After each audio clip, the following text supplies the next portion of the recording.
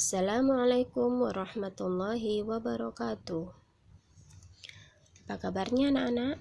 Semoga dalam keadaan sehat walafiat ya.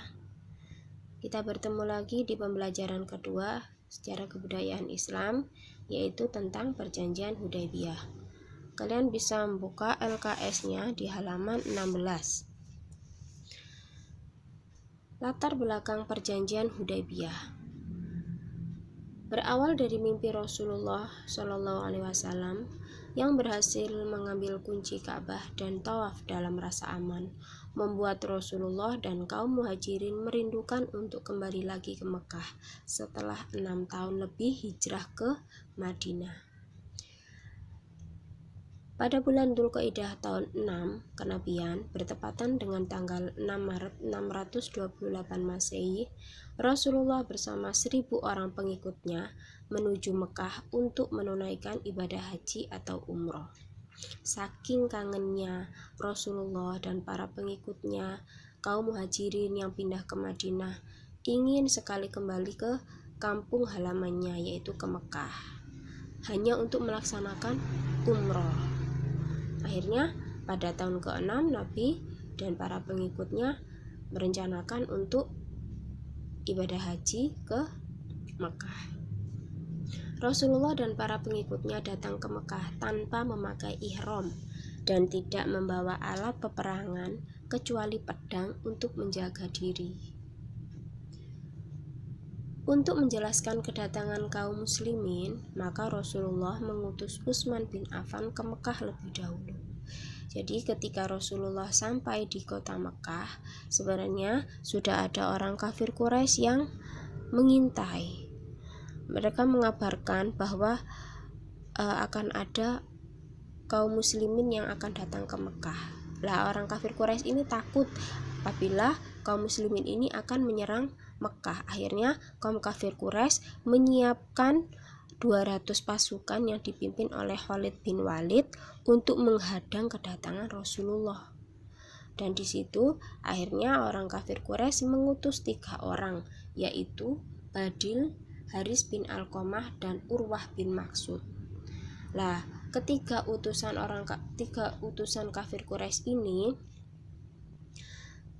menanyakan kedatangan Rasulullah ke Mekah. Untuk apa beliau datang ke Mekah? Setelah Rasulullah menjelaskan keperluannya adalah untuk ibadah haji, kafir Quraisy tidak percaya. Akhirnya Rasulullah mengutus Utsman bin Affan untuk langsung menghadap ke pemuka kafir Quraisy, yaitu Abu Sufyan. Nah, setelah itu akan tetapi Utsman bin Affan itu ternyata ditahan oleh kaum kafir Quraisy dan tersiar kabar bahwa Utsman bin Affan telah dibunuh. Ada kabar bahwa Utsman ini telah dibunuh oleh kaum kafir Quraisy. Mendengar Utsman bin Affan dibunuh, akhirnya Rasulullah ini dan semua para pengikutnya berencana untuk menuntut balas atas terbunuhnya Utsman bin Affan.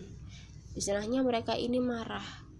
Utsman hanya menyampaikan pesan kok sampai dibunuh, itu yang membuat mereka marah.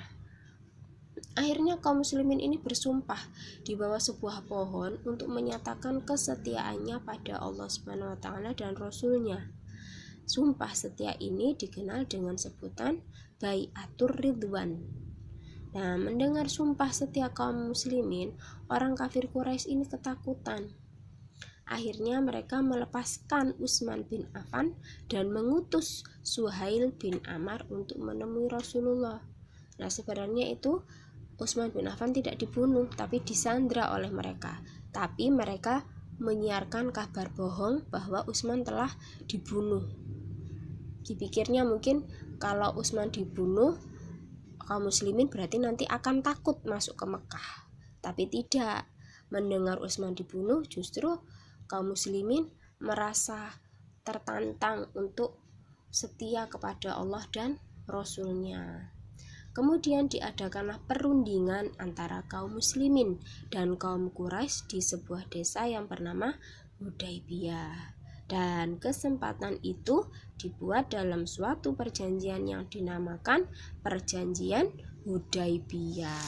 Nah, dari sini, dari latar belakang ini, semoga kalian bisa memahami ya, latar belakang atau asal mula terjadinya perjanjian Hudaybiyah. Untuk melatih kefahaman kalian, coba jawablah pertanyaan yang sudah Ibu sampaikan di slide terakhir dan kerjakan di buku tulis kalian.